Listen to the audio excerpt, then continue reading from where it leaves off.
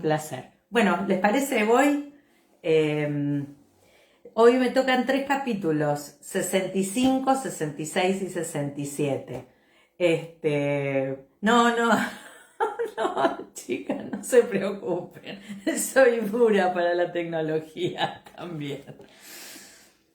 Bueno, 65, 66 y 67. Entonces empiezo con el 65. Momento de declaración, hoy. Bueno, Jamie se encontró con ellos cerca del molino de los Gulam. Eran 5 hombres a caballo. 2 eran desconocidos. Otros 2 eran de Salisbury, y sí los conocía. 2 ex reguladores llamados Green y Wary, acérrimos Whigs. El último era Richard Brown. Hola Susie, ¿cómo te va?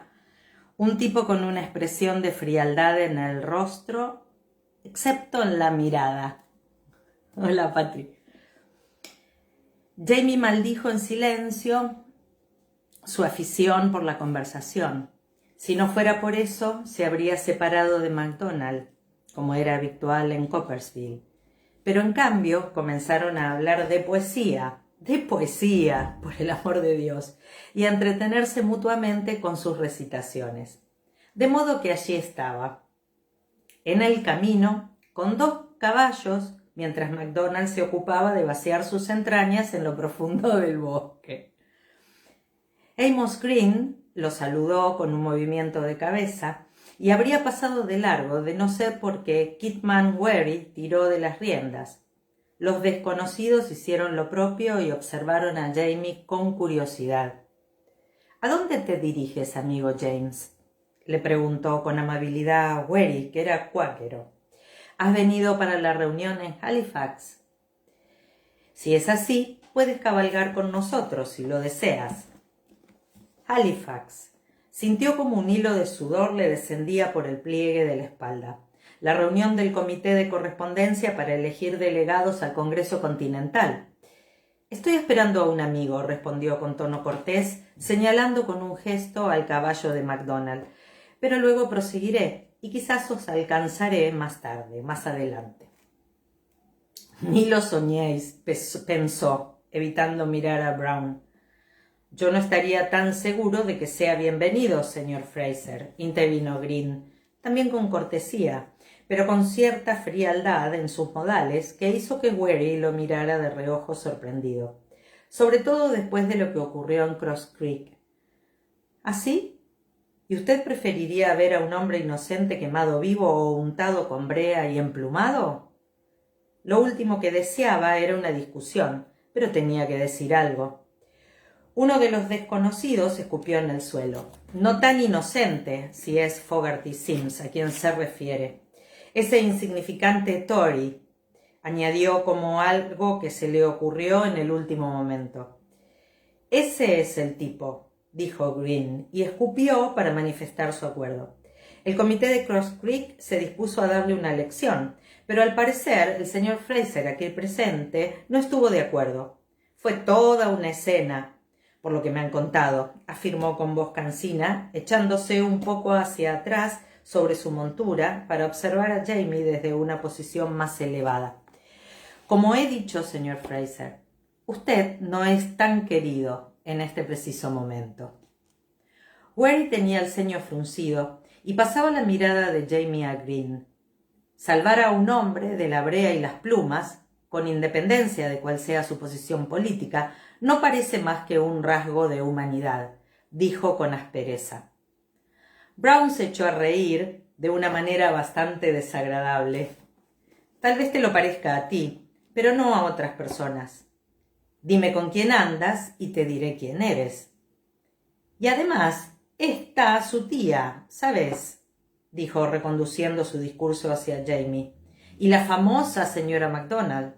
He leído el discurso que pronunció en la última edición del periódico de Sims», aclaró repitiendo su risotada desagradable.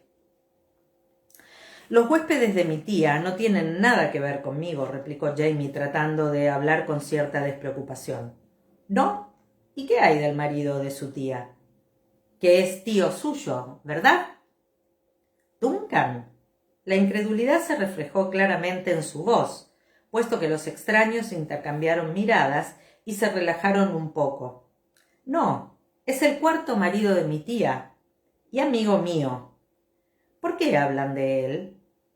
Bueno, Duncan Innes es íntimo de Farquhar Campbell y de otros leales a la corona. Entre los dos han aportado una suma de dinero que bastaría para poner a flote un barco para imprimir panfletos donde se defienda una reconciliación con la madre Inglaterra. Me sorprende que no lo sepa, señor Fraser. Jamie no solo estaba sorprendido, sino también atónito por esta revelación. Pero lo disimuló. Cada uno tiene derecho a tener sus propias opiniones, comentó, encogiéndose de hombros. Duncan debe hacer lo que desee y yo haré lo mismo. Wary manifestó su acuerdo asintiendo con la cabeza, pero los otros lo miraron con expresiones que iban del escepticismo a la hostilidad. A Wary las opiniones de sus compañeros no le pasaron inadvertidas. «¿Cuál es tu opinión, pues, amigo?», preguntó con cortesía. Jamie sabía que esto ocurriría. En ocasiones había tratado de imaginar las circunstancias de su declaración, en situaciones que iban de un heroísmo jactancioso a un verdadero peligro. Pero como era habitual en esas cuestiones, el sentido del humor de Dios superaba cualquier imaginación. De modo que se encontró dando este paso definitivo hacia un compromiso público e irrevocable con la causa rebelde, y de forma incidental, en el mismo acto en que se le requería que se aliara con un enemigo mortal. A solas, en un polvoriento camino, y con un oficial uniformado de la corona directamente a sus espaldas, acuclillado en los arbustos con los pantalones bajados. «Estoy a favor de la libertad», dijo, asombrado de que pudiera existir alguna duda respecto a su posición. «¿En serio?». Green lo miró con furia y luego levantó el mentón en dirección al caballo de MacDonald, de cuya montura colgaba la espada del regimiento con sus borlas y sus dorados ornamentos brillando al sol. «¿Cómo puede ser, entonces, que vaya usted acompañado de un casaca roja?» «Es amigo mío», respondió Jamie sin cambiar su tono. «¿Un casaca roja?». Uno de los desconocidos se echó hacia atrás en la montura, como si le hubiera picado una abeja. «¿Hay casacas rojas por aquí?». El hombre parecía asustado, como si esperara que surgieran del bosque toda una compañía de esas criaturas disparando sus mosquetes. «Solo uno, hasta donde yo sé», lo tranquilizó Brown. «Se llama MacDonald. No es un verdadero soldado. Se retiró con media paga y trabaja para el gobernador». Su compañero no pareció mucho más tranquilo. «¿Qué hace con ese tal MacDonald?», preguntó a Jamie. «Como ya he dicho, es amigo mío». La actitud de los hombres había cambiado en un instante, pasando del escepticismo a una ligera hostilidad, a la llana ofensa. «Es espía del gobernador, eso es lo que es», declaró Green, contundente. Eso no era más que la pura verdad, y Jamie estaba bastante seguro de que lo sabía la mitad de los pobladores de esas tierras. MacDonald no hacía ningún esfuerzo por ocultar ni su aspecto ni sus actividades. Negarlo equivalía a pedirles que creyeran que Jamie era un asno, un falso o ambas cosas. Los hombres comenzaron a agitarse, a intercambiar miradas y a realizar movimientos mínimos, llevando las manos a las empuñaduras de sus cuchillos o a sus pistolas. «Muy bien», pensó Jamie. No satisfecho con la ironía de la situación, Dios acababa de decidir que debía pelear a muerte contra los aliados a los que se había unido con la declaración de hace unos momentos, en defensa de un oficial de la corona a la que, según esa misma declaración, se oponía.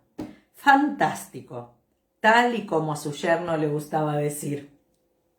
«Traedlo», ordenó Brown, haciendo que su caballo avanzara hacia el frente del grupo. «Veamos qué tiene que decir ese amigo suyo en su defensa. Y quizás él mismo aprenda una lección que podrá transmitirle al gobernador, ¿eh?».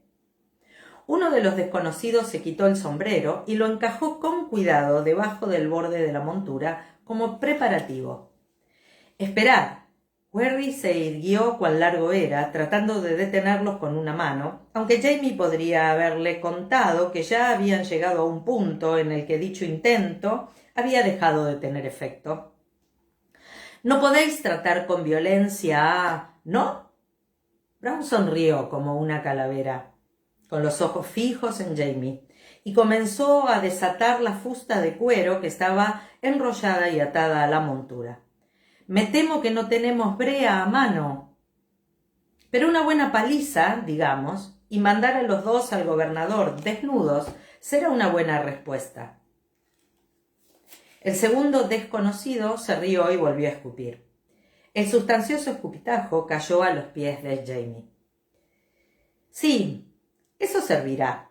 Al parecer, usted solo mantuvo a raya a una muchedumbre en Cross Creek, Fraser. Ahora somos solo 5 contra 2. ¿Qué le parece esa diferencia cuantitativa?» A Jamie le parecía bien. Soltó las riendas que tenía en la mano, se volvió y se lanzó entre los 2 caballos, chillando y golpeándolos con fuerza en las ijadas.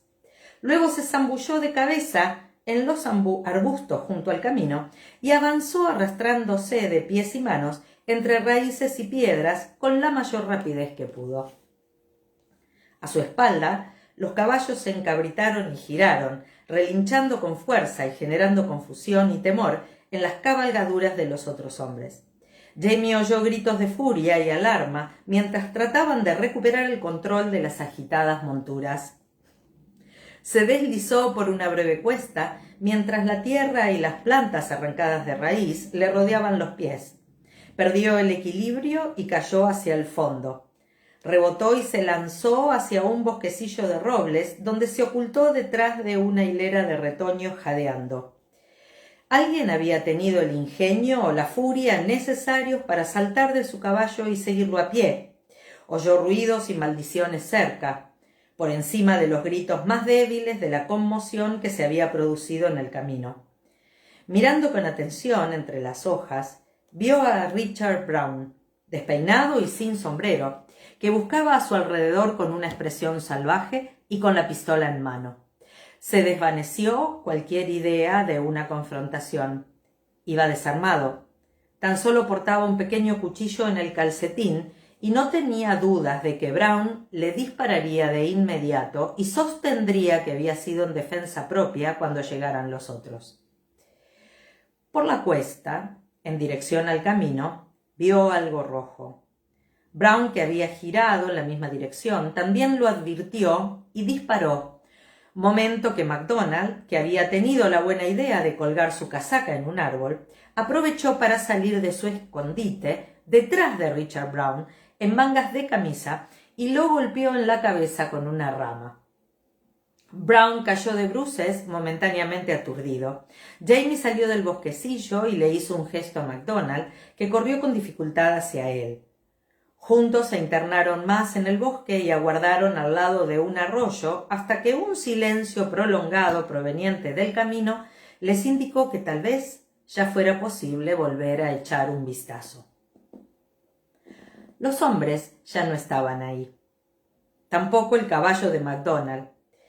Gideon, al que se le veía el blanco de los ojos y que tenía las orejas aplastadas, levantó el labio superior y relinchó con furia hacia ellos, enseñando sus grandes dientes amarillos y lanzando babas para todos los lados. Brown y sus acompañantes habían llegado a la sabia conclusión de que no les convenía robar un caballo rabioso, pero lo habían atado a un árbol y se las habían arreglado para estropear sus correas, que colgaban hechas trizas del cuello del animal. La espada de MacDonald estaba entre el polvo, desenvainada y con la hoja partida en 2. MacDonald recogió los pedazos, los examinó durante un instante y luego, moviendo la cabeza, se los guardó en el cinturón. ¿Cree que Jones podría repararla?, preguntó. ¿O será mejor que la lleve a Salisbury? Wilmington o New Bern. dijo Jamie, limpiándose la boca con la mano. Dai Jones no tiene talento para reparar una espada, pero por otro lado, usted al parecer no encontraría muchos amigos en Salisbury. Salisbury había sido el corazón de la regulación y todavía eran muy intensos los sentimientos contra el gobierno. Su propio corazón había recuperado el ritmo normal, pero aún sentía las rodillas algo temblorosas a causa de la huida y la ira. MacDonald asintió con gesto sombrío y luego miró a Gideon. ¿Es seguro montar en su caballo? No. Con el nerviosismo de Gideon, Jamie no estaba dispuesto a correr el riesgo de montarlo solo, y mucho menos de montarlo con otra persona y sin bridas. Como mínimo, le habían dejado la cuerda de la montura. Consiguió formar un lazo alrededor de la cabeza del corcel sin que éste lo mordiera, y emprendieron la marcha en silencio, regresando a pie al cerro. Muy desafortunado, observó MacDonald pensativo en un momento dado. Me refiero a que nos encontraran juntos. ¿Cree que eso habrá estropeado su oportunidad de infiltrarse en sus consejos? Habría dado mi testículo izquierdo por tener un ojo y un oído en esa reunión de la que hablaban, se lo aseguro. Con una débil sensación de sorpresa, Jamie se percató de que cuando había hecho aquella declaración fundamental, lo había oído el hombre cuya causa pretendía traicionar, y luego sus nuevos aliados, a cuyo bando quería incorporarse. Casi lo habían matado, y ninguna de las dos partes le había creído. ¿Alguna vez se ha preguntado cómo suena Dios cuando ríe, Donald?, preguntó meditabundo. MacDonald frunció los labios y contempló el horizonte, donde estaba formándose unos oscuros nubarrones, más allá de la ladera de la montaña. Como el trueno, supongo, dijo. ¿No le parece? Jamie negó con la cabeza. No, creo que en realidad es un sonido muy pequeñito, casi inaudible. Jamie.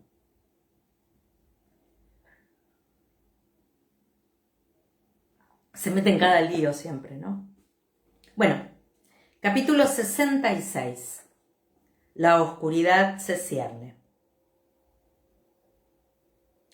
Oía todos los sonidos en el piso de abajo y el sordo rumor de la voz de Jamie fuera, y me sentía muy tranquila. Estaba observando cómo se desplazaba el sol y brillaba en los amarillentos castaños del exterior, cuando pude oír el sonido de unos pies firmes y decididos que ascendían la escalera. La puerta se abrió de golpe y entró Brianna, despeinada por el viento, con la cara resplandeciente y con una acerada expresión en los ojos. Se detuvo a los pies de la cama, me apuntó con su largo dedo índice y dijo: «No tienes autorización para morir». «¿Ah?», dije parpadeando. No creí que pudiera hacerlo. «Lo has intentado», exclamó ella acusándome. «Sabes que sí». «Bueno, yo no diría eso», comencé a discutir sin energía. Si bien no había tratado exactamente de morir, tampoco había tratado de no hacerlo. Y debía de parecer culpable, pues sus ojos se entornaron hasta convertirse en hendiduras azules. «No te atrevas a volver a hacerlo», amenazó. Se dio la vuelta, agitando su capa azul, y se dirigió a grandes zancadas a la puerta, donde hizo una pausa. «Porque te quiero, y no puedo estar sin ti», añadió con una voz estrangulada, antes de bajar corriendo la escalera. «Yo también te quiero, cariño», grité, mientras las lágrimas, siempre preparadas para hacer acto de aparición, asomaban a mis ojos. Pero no hubo respuesta, salvo por el sonido de la puerta principal de la casa que se cerraba. Atso, que dormitaba en una franja de sol que había en el cubrecama que se encontraba a mis pies, abrió un poco los ojos a causa del ruido y luego volvió a hundir la cabeza entre los hombros y ronroneó más fuerte. Me recliné sobre la almohada, sintiéndome bastante menos tranquila, pero tal vez un poco más viva. Un momento después me senté en la cama, aparté las mantas y saqué las piernas. Atso justo entonces dejó de ronronear. «No te preocupes», le dije, «no voy a derrumbarme. Tu leche y tus sobras están a salvo. Mantén la cama caliente». Ya me había levantado antes, desde luego, e incluso me habían permitido algunas breves salidas al exterior, bajo una intensa vigilancia. Pero no me habían dejado ir a ninguna parte sola desde que había caído enferma. Y estaba bastante segura de que tampoco me lo permitirían ahora. Por lo tanto, bajé en silencio la escalera, con las medias puestas, con los zapatos en la mano, y en lugar de salir por la puerta principal, cuyos goznes chirriaban, o por la cocina, donde se encontraba la señora Buck, me deslicé hacia mi consulta, abrí la ventana, y tras asegurarme de que la cerda blanca no estaba debajo, salí con cuidado de la casa. Me sentía bastante emocionada por mi fuga, en un subidón de ánimo que me mantuvo erguida cierto tiempo mientras avanzaba por el camino. A partir de ese instante me vi obligada a detenerme cada pocos metros, sentarme y jadear un poco mientras las piernas recuperaban su fuerza. Pero perseveré y por último llegué a la cabaña de los Christie. No vi a nadie, y nadie respondió a mi vacilante saludo. Sin embargo, cuando llamé a la puerta, oí la voz de Tom Christie, hosca y desolada, que me invitaba a pasar. Estaba sentado a la mesa, escribiendo, pero por su aspecto todavía debía estar en cama. Sus ojos se abrieron por la sorpresa de verme, y de inmediato trató de enderezar el mugriento chal que llevaba sobre los hombros. «Señora Fraser, ¿se encuentra usted? Es decir, en el nombre de Dios». Privado de habla, me señaló con los ojos abiertos como platos. No me había quitado el sombrero de ala ancha cuando entré, olvidando momentáneamente que me parecía a un cepillo para limpiar botellas. «Ah», dije, al tiempo que me pasaba con timidez la mano por la cabeza, «eso. Debería estar contento. Ya no podré escandalizar a la gente mostrando con desvergüenza mi melena». «Parece una reclusa», dijo él con aspereza. «Siéntese». Lo hice, ya que necesitaba la banqueta que me ofreció debido al esfuerzo de la caminata. «¿Cómo se encuentra?», le pregunté, mientras lo examinaba. La luz de la cabaña era muy débil. Estaba escribiendo con la ayuda de una vela, y ya la había apagado cuando aparecí. «¿Cómo me encuentro?». Parecía estupefacto y bastante incómodo por la pregunta. «¿Ha caminado hasta aquí, en su estado, para preguntar por mi salud?».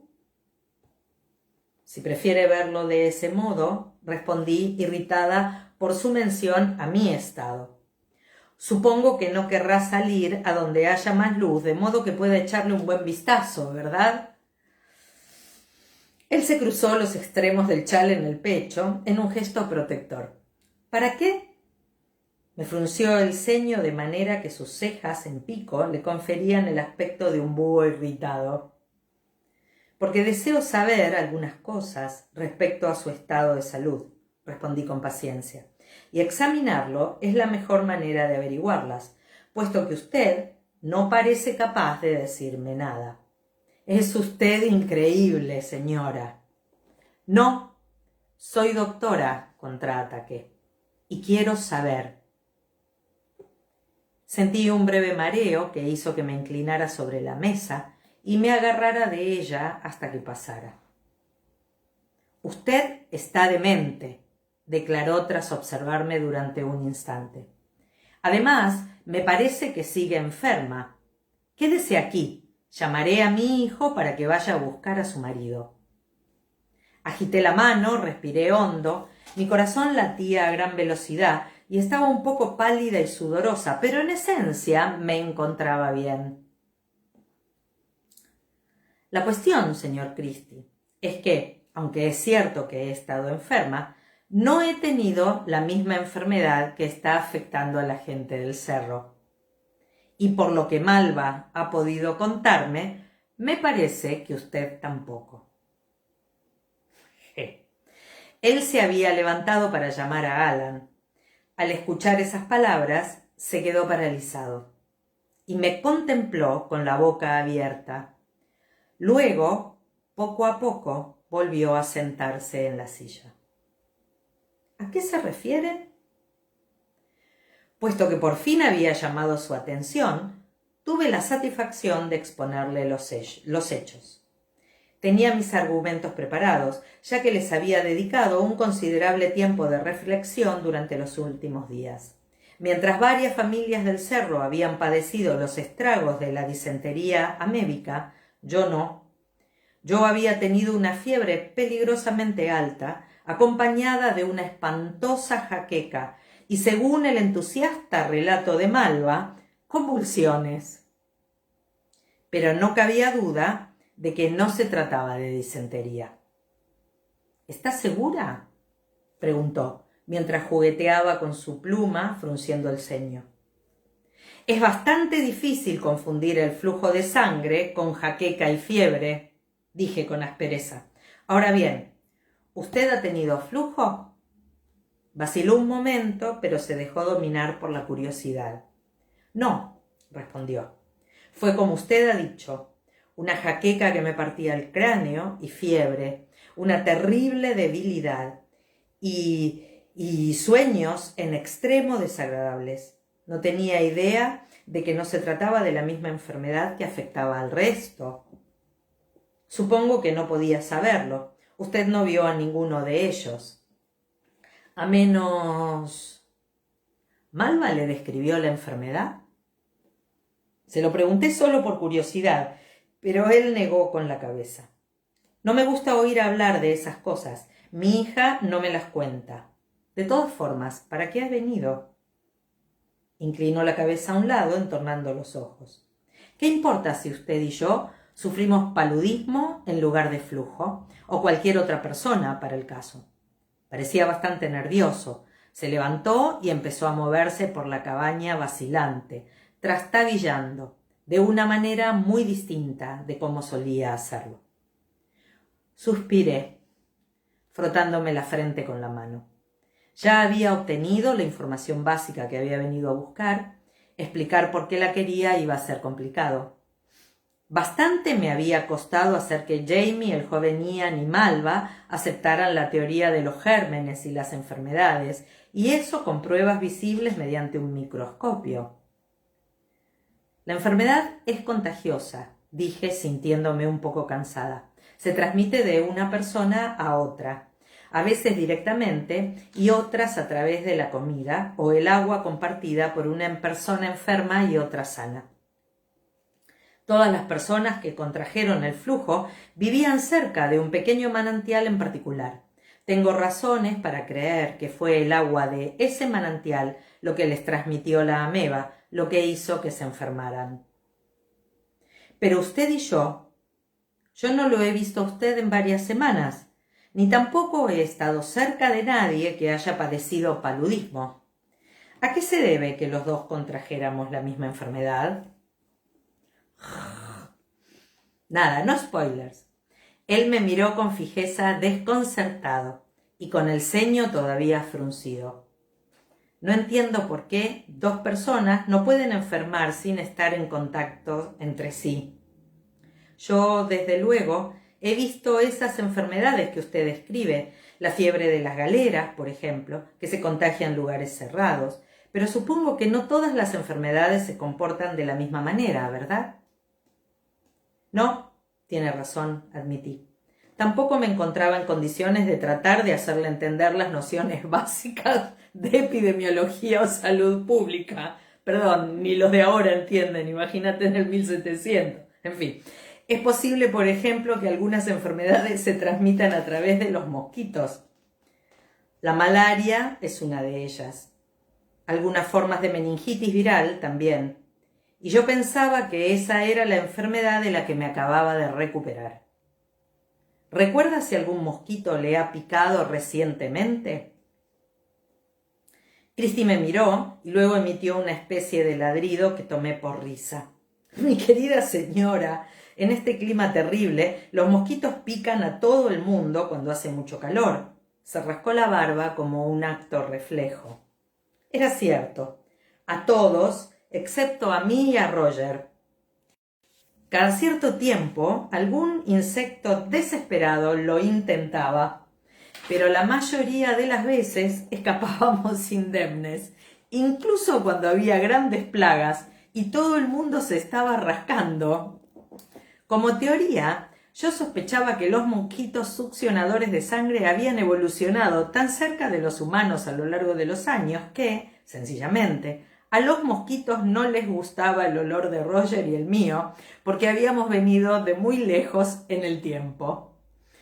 Brianna y Jamie, que compartían mi información genética, pero también la de Jamie, sí sufrían picaduras, pero no con tanta frecuencia como la mayoría de la gente.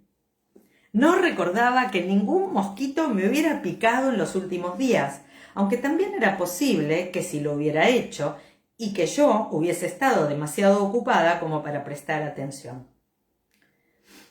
¿Por qué es importante eso?, preguntó Christie, que ahora solo parecía perplejo.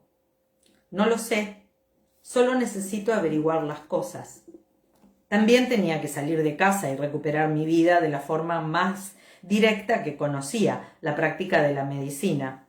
Pero eso no era algo que quisiera compartir con Tom Christie. Dijo. Se quedó mirándome, frunciendo el ceño, indeciso, hasta que de repente extendió una mano, la que yo le había operado, según pude ver. La seta de la incisión se había desvanecido hasta adoptar un saludable tono rosado pálido y tenía los dedos rectos. Salgamos, pues, dijo resignado. La acompañaré a su casa. Y si insiste en hacer preguntas impertinentes y molestas respecto a mi salud por el camino, supongo que no podré impedírselo. Asombrada le cogí la mano y descubrí que su fuerza era firme y sólida, a pesar del aspecto demacrado de su rostro y de la depresión de sus hombros. No es necesario que me acompañe a casa, protesté. A juzgar por su aspecto, debería estar en la cama. Usted también, dijo, guiándome hasta la puerta con una mano debajo de mi codo. Pero si escoge poner en riesgo su salud y su vida emprendiendo un esfuerzo tan inapropiado, bueno, pues yo también puedo. Aunque debería ponerse el sombrero antes de salir, dijo con firmeza. Christie es muy gracioso. Conseguimos llegar hasta la casa, deteniéndonos con frecuencia para descansar, y llegamos jadeando y sudando, pero al mismo tiempo entusiasmados por la aventura. Nadie me había echado de menos, pero el señor Christie insistió en dejarme dentro, lo que tuvo como resultado que todos se dieran cuenta de mi ausencia a posteriori y se enfadaran de inmediato. Todos los que me vieron me regañaron, incluido el joven Ian. Me hicieron subir la escalera prácticamente agarrada del pescuezo y me arrojaron con fuerza a la cama, donde me dijeron que debería considerarme afortunada si me daban pan y leche para cenar. El aspecto más irritante de la situación era Thomas Christie, inmóvil al pie de la escalera, con una jarra de cerveza en la mano, observando mientras me llevaban hacia arriba, y con la única sonrisa que yo jamás había visto en su velludo rostro. Pobre, esto es entre paréntesis, no me gusta Christie, pero pobre Christie, Claire le rompe todos los esquemas. Me encantan esos diálogos y los desafíos. En fin, bueno, sí. En nombre de Dios, ¿qué crees que estás haciendo, Sassenach? Jamie retiró el edredón y señaló las sábanas con un gesto perentorio. Bueno, me sentía bien y... Bien, tienes el color de la manteca agria y tiemblas tanto que apenas puedes. Deja, yo lo haré. Resoplando, apartó las manos de las cintas de mis enaguas y me las desató en un instante. ¿Te has vuelto loca?, preguntó enojado.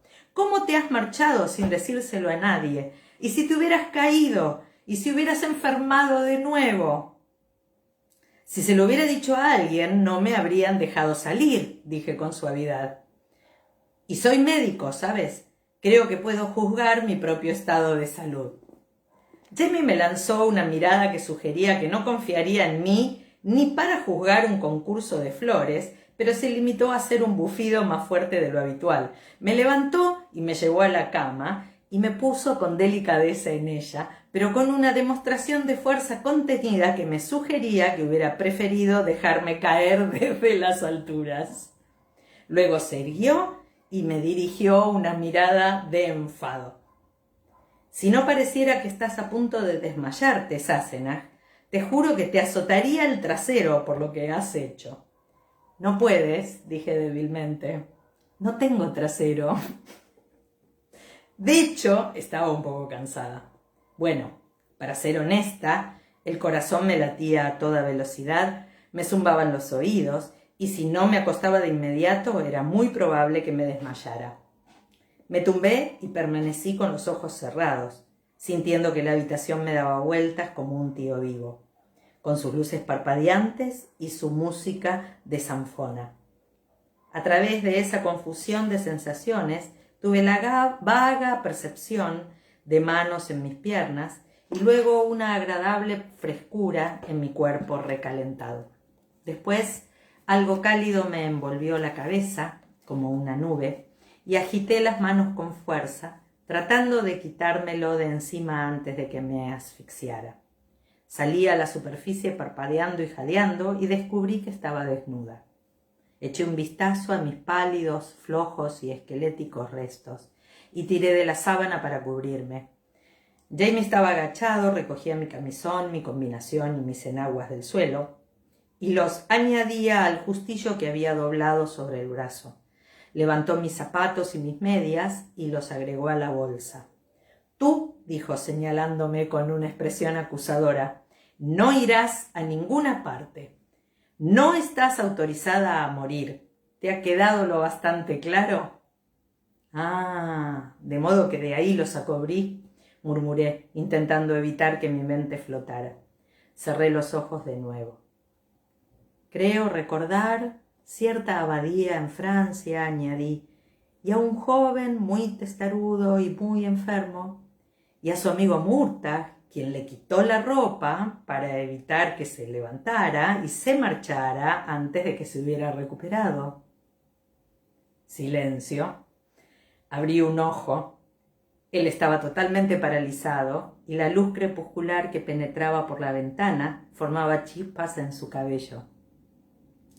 A partir de lo cual, dije en tono coloquial, si mal no recuerdo, tú te limitaste a subirte a una ventana y escapaste desnudo en pleno invierno. Los rígidos dedos de su mano derecha golpearon su pierna con impaciencia. Tenía 24 años, dijo con voz ronca. No se suponía que tenía que ser sensato. Eso no lo discutiría ni por un segundo, le aseguré. Abrí el otro ojo y lo miré fijamente. Pero tú sabes por qué lo hice. Era necesario. Él respiró hondo, suspiró y dejó mi ropa en el suelo. Se acercó y se sentó en la cama a mi lado, haciendo que el armazón de madera crujiera y gruñera con su peso. Levantó mi mano y la cogió como si fuera algo precioso y frágil. Y lo era, o al menos parecía frágil, una delicada construcción de piel transparente y la sombra de los huesos que contenía. Pasó el pulgar con cuidado por el dorso, recorriendo los huesos desde la falange hasta el cúbito, y sentí la extraña y pequeña punzada de un recuerdo distante. La visión de mis propios huesos de color azul brillando a través de la piel y las manos del maestro Raymond rodeando mi vientre inflamado y vacío, diciéndome a través de la niebla de la fiebre, llámalo, llama al hombre rojo. Jamie, dije, en voz muy baja. La luz del sol brilló en el metal de mi plateado anillo de bodas. Él lo cogió entre el pulgar y el índice y, suavemente, deslizó el pequeño aro de metal arriba y abajo de mi dedo, tan delgado que ni siquiera se encalló en el nudillo. «Ten cuidado», comenté. «No quiero perderlo». «No lo perderás». Cerró mis dedos y su propia mano, grande y cálida, se cerró en torno a la mía. Se quedó un rato sentado junto a mí en silencio y ambos observamos la franja de sol que se arrastraba poco a poco por el cubrecama. Atso se había movido siguiéndola para poder disfrutar de su calor, y la luz cubrió su piel con un suave resplandor plateado que hacía que los finos pelos que asomaban por sus orejas parecieran diminutos y nítidos. «Es un gran consuelo ver salir y ponerse el sol», dijo por fin. «Cuando vivía en la cueva, cuando estaba en prisión, ver cómo la luz aparecía y desaparecía y saber que el mundo seguía su curso me daba esperanzas».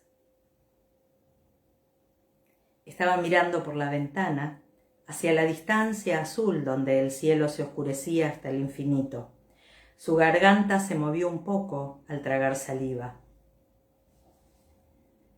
«Tengo la misma sensación, Sassenach, cuando te oigo trabajar en tu consulta», añadió, moviendo cosas y jurando entre dientes.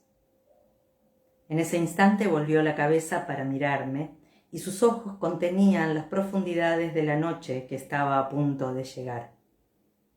«Si ya no estuvieras allí, o en alguna otra parte», dijo en voz muy baja, «entonces el sol ya no saldría ni se pondría». Me levantó la mano y la besó con suavidad. La dejó, la cerró en torno al anillo sobre mi pecho, se levantó y se marchó. Un poco de té.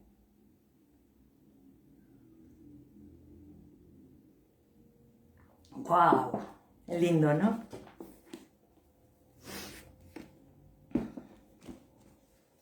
¡Qué bárbaro!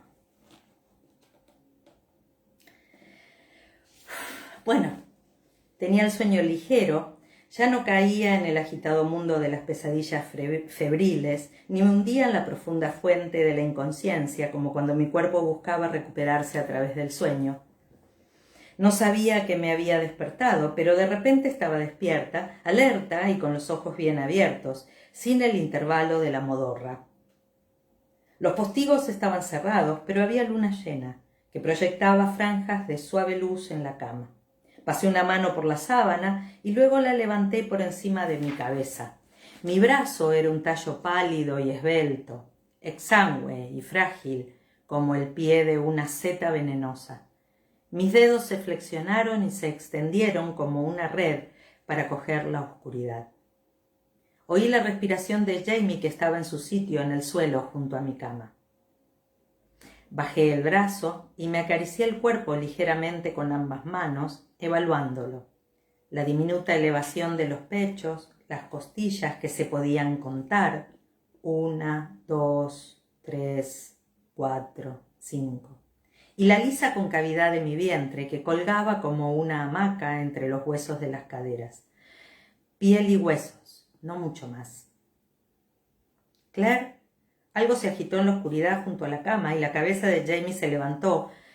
Más que ver su presencia la sentí, pues allí la sombra era mucho más oscura en contraste con la luz de la luna. Una mano grande y oscura tanteó a través del edredón y me rozó la cadera. «¿Te encuentras bien, Anillian? ¿Necesitas algo?» Estaba cansado, tenía la cabeza en la cama a mi lado, notaba su aliento cálido a través de la camisa. Si su roce y su aliento no hubieran sido tan cálidos, tal vez no habría tenido el coraje de hacerlo, pero me sentía fría e incorpórea, como la misma luz de la luna, de modo que cerré mi espectral mano en torno a la suya y susurré: «Te necesito». Se quedó inmóvil, durante un momento, mientras entendía el significado de lo que le había dicho. ¿No te impedirá conciliar el sueño?, dijo en tono de duda. Tiré de su muñeca como respuesta y él se acercó, alzándose desde el charco de oscuridad del suelo, con las finas líneas de la luz de la luna ondeando sobre su cuerpo, como si se tratara de agua. «Kelpie», dije en voz baja. Resopló un poco y con torpeza, con delicadeza, y se deslizó debajo del edredón. El colchón cedió por su peso. Nos quedamos acostados juntos, tímidamente, casi sin tocarnos. Su respiración era superficial. Era evidente que procuraba molestarme lo mínimo posible. Excepto un débil ruido de sábanas, la casa estaba en silencio. Por fin sentí que un largo dedo me presionaba con cuidado el muslo. «Te he echado de menos, Sassenach», susurró. Me volví hacia él y besé su brazo a modo de respuesta. Quería acercarme, posar mi cabeza en su hombro y permanecer en la curva de su brazo, pero la idea de mi pelo corto y erizado contra su piel me impidió hacerlo. «Yo también te he echado de menos», dije en la oscura solidez de su brazo. «Entonces, ¿quieres que te posea?», preguntó en voz baja. «¿Realmente lo deseas?». Una mano acarició mi hombro y la otra se dirigió hacia abajo e inició el ritmo suave y constante para prepararse. «Déjame a mí», susurré, deteniendo su mano con la mía. «Quédate quieto». Al principio le hice el amor como un ladrón furtivo, con caricias rápidas y diminutos besos, robándole el aroma y el roce, el calor y el gusto de sal. Luego puso una mano en mi nuca y me acercó a él con más fuerza, más profundamente. «No tengas prisa, muchacha», dijo en un ronco suspiro, «no iré a ninguna parte». Dejé que un temblor de muda diversión me atravesara y él suspiró con fuerza en el momento en que cerré los dientes con delicadeza a su alrededor y deslicé la mano por encima del peso cálido y con olor a almizcle de sus testículos. Entonces me levanté sobre él, algo mareada por el repentino movimiento, sintiendo una necesidad urgente. Ambos suspiramos cuando ocurrió, y sentí el aliento de su risa en mi pecho al inclinarme sobre él. «Te he echado de menos, Sassenach», volvió a susurrar.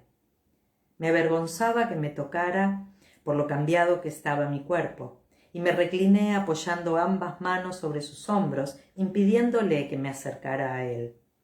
Él no lo intentó, en cambio deslizó su mano curvada entre ambos. Sentí una breve punzada de dolor ante la idea de que el pelo de mis partes pudendas fuera más largo que el de mi cabeza, pero ese pensamiento quedó disipado por la lenta presión de sus grandes nudillos apretando entre mis piernas, balanceándose con cuidado adelante y atrás. Cogí su otra mano y la llevé a mi boca, le chupé los dedos uno tras otro y me estremecí, aferrándole la mano con todas mis fuerzas. Todavía la tenía aferrada un poco después, cuando yacía a su lado.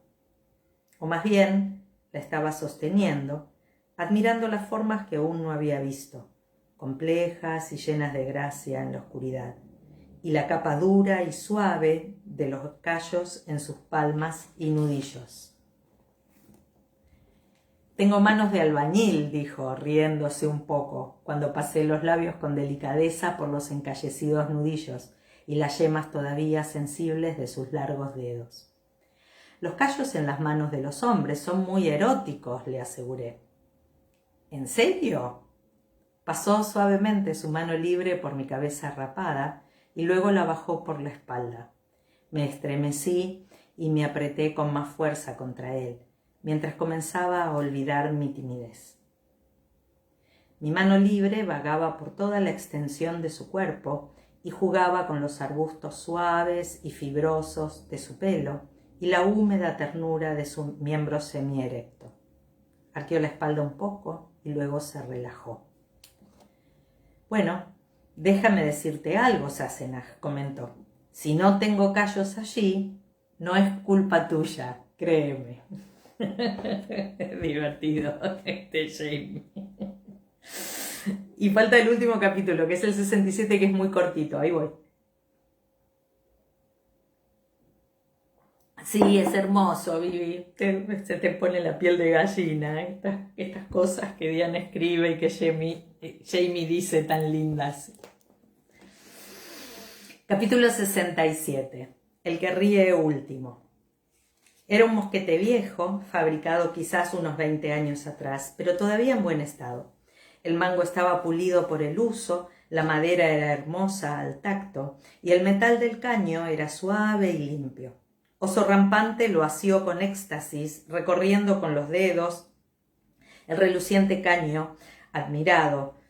Luego se lo llevó a la nariz para oler el embriagador aroma del aceite y la pólvora, y después llamó a sus amigos para que ellos también lo olieran. 5 caballeros habían recibido mosquetes de las pródigas manos de pájaro que canta en la mañana, y reinaba una atmósfera de alegría en la casa, que se extendía en oleadas por la aldea. El propio pájaro, al que todavía le quedaban 25 mosquetes para repartir, estaba ebrio con la sensación de una riqueza y un poder inestimables, y por tanto dispuesto a recibir a cualquiera y cualquier cosa. «Él es Hiram Crombie», le dijo Jamie a Pájaro en Salagi, señalando al propio Crombie, que había estado de pie a su lado, pálido por los nervios, en todas las conversaciones preliminares, en la presentación de los mosquetes, la convocatoria de los valientes y el regocijo general por las armas. Ha ofrecido ofrecer su amistad y a contar historias de Cristo. «Ah, vuestro Cristo, el que bajó al submundo y regresó. Siempre he querido saber si encontró allí a la mujer cielo o a la Topo. Topo me cae bien. Me gustaría saber qué le dijo». Pájaro se tocó el colgante de piedra que llegaba en el cuello, una pequeña talla roja de Topo, el guía del submundo. El señor Crombie tenía el entrecejo fruncido, pero por suerte el Salagi le resultaba difícil. Aún estaba en la fase de traducir mentalmente cada palabra al inglés, y Pájaro hablaba con rapidez. Ian, por su parte, no había encontrado ocasión de enseñarle a Hiram la palabra para Topo. Jamie tosió. «Estoy seguro de que te relatará con agrado todas las historias que conoce», dijo. «Señor Crombie», añadió, pasando en un instante al inglés, «Sisqua le da la bienvenida». Los orificios nasales de Penstemon, la esposa de Pájaro, se abrieron delicadamente. Crombie sudaba de nerviosismo y olía como un chivo. Hizo una profunda reverencia y le entregó a Pájaro el cuchillo que había llevado de regalo, recitando poco a poco el discurso elogioso que había memorizado. Y lo hizo bastante bien, pensó Jamie. Solo se equivocó en la pronunciación de un par de palabras. «He venido a traerte gran alegría», terminó tartamudeando y sudoroso. Pájaro miró a Crombie, pequeño, tenso y totalmente empapado, durante un largo e inescrutable momento, y luego volvió a mirar a Jamie. «Eres un hombre extraño, matador de osos», dijo con resignación. «Comamos». Era otoño, ya había terminado la cosecha y la caza había sido buena, de modo que el festín de las armas fue una ocasión notable, con guapitíes, venados y jabalíes, a los que se alzaba humeantes de pozos y luego se asaban sobre rugientes fuegos, con bandejas rebosantes de maíz, calabaza asada y platos de judías condimentadas con cebolla y cilantro, platos de potaje y docena tras docena de pequeños peces rebozados con harina de maíz, fritos en grasa de oso, de carne crujiente y dulce. El señor Crombie, que al principio estaba muy tenso, comenzó a relajarse bajo la influencia de la comida, la cerveza negra y todas las atenciones que le brindaban. Buena parte de estas atenciones, pensaba Jamie, se debían al hecho de que Ian, con una amplia sonrisa en el rostro, se mantenía siempre junto a su alumno, indicándole y corrigiéndole hasta que Hiram se sintiera más cómodo con el idioma y pudiera arreglársela solo. Ian era muy popular, en especial entre los jóvenes de la aldea. Él mismo estaba disfrutando muchísimo con el festín, liberado de sus responsabilidades, no tenía nada que hacer, salvo hablar, escuchar y comer, y a la mañana siguiente se marcharía. Era un sentimiento extraño, y no estaba seguro de haberlo experimentado antes. Había vivido muchas despedidas, la mayoría tristes, y muy pocas se habían producido con una sensación de alivio. Algunas le habían desgarrado el corazón, y lo habían dejado dolorido. Pero esa noche no. Todo parecía demasiado ceremonioso, algo que se hacía de manera consciente por última vez, y, sin embargo, no había ninguna tristeza en ello. Supuso que se debía a la sensación de llevar algo a término. Había hecho lo que había podido, y debía dejar que Pájaro y los otros se las arreglaran solos. Quizás volviera alguna vez, pero ya no por obligación en su papel de agente del rey.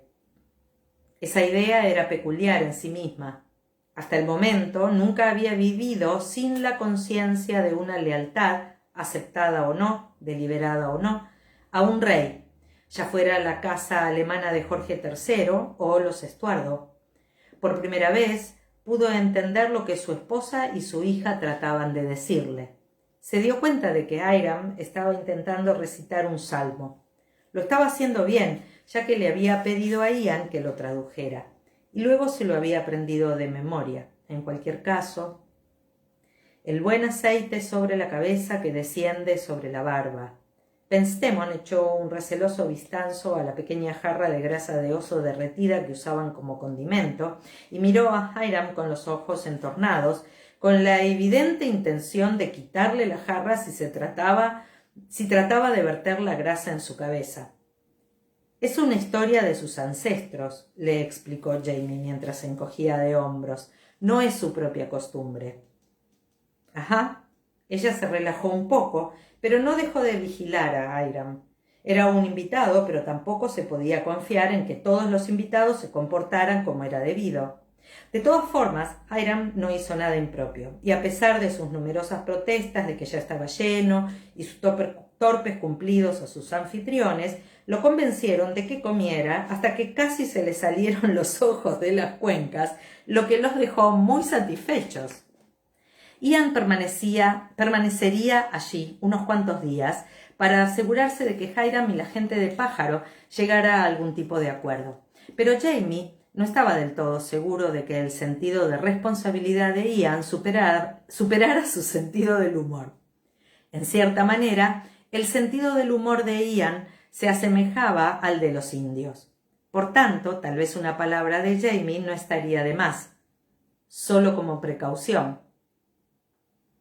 «Tiene esposa», le dijo a Pájaro, señalando con un gesto a Hiram, que estaba absorto en una íntima conversación con dos de los mayores. «Creo que no vería con buenos ojos que le mandaran una joven a la cama. Tal vez podría tratarla de forma grosera, porque no entendería que es un cumplido». «No te preocupes», intervino Penstemon, que lo había oído. Miró a Hiram y sus labios se curvaron de desdén. «Nadie querría un hijo suyo. En cambio, un hijo tuyo, matador de osos». Lo miró con detenimiento y él se echó a reír, al mismo tiempo que le dirigía un gesto de respeto. Era una noche perfecta, fría y clara, y habían dejado la puerta abierta para que entrara aire. El humo del fuego se elevaba en línea recta hacia el agujero del techo, y sus volutas parecían espíritus que alegres ascendían. Todos habían comido y bebido hasta alcanzar un agradable aletargamiento, y se produjo un silencio momentáneo y una penetrante sensación de paz y felicidad. «Es bueno que los hombres coman como hermanos», le comentó Hiram a Oso Rampante en su entrecortado tsalagi. O en realidad lo intentó. Después de todo, reflexionó Jamie, sintiendo que sus costillas crujían por la tensión, la diferencia entre como hermanos y a sus hermanos era mínima. Oso Rampante dirigió una mirada pensativa a Hiram y se apartó un poco de él. Pájaro observó lo que ocurría y después de un momento de silencio se volvió hacia Jamie. «Eres un hombre muy extraño, matador de osos», repitió moviendo la cabeza. «Tú ganas». Y es el encabezado ahora de una carta. Al señor John Stewart, superintendente del Departamento Sureño de Asuntos Indios, del señor James Fraser, del Cerro Fraser, el primer día de noviembre, año Domini de 1774. Estimado señor, la presente es para comunicarle mi renuncia como agente indio, puesto que considero que mis convicciones personales ya no me permitirán desempeñar con la conciencia limpia mi cargo en nombre de la corona. Agradeciendo su amable atención y sus numerosos favores, le mando mis mejores deseos y sigo siendo su más humilde servidor. Firmado James Fraser. Y hasta acá llegamos, después de las de estar en el lugar inadecuado. Qué linda parte, ¿no? Terminó toda una parte y a partir de mañana ya empieza la parte novena de Viento y Ceniza. Así que bueno, gracias chicas. Un placer, como siempre, un placer verlas, escucharlas. Gracias por estar. Les mando un beso enorme. Gracias Blanca, Susi, por el trabajo que se toman y es un placer siempre estar. Gracias Vivi, que siempre nos informás quién leyó. Y bueno, será hasta la próxima. Abrazos. Gracias. Chao.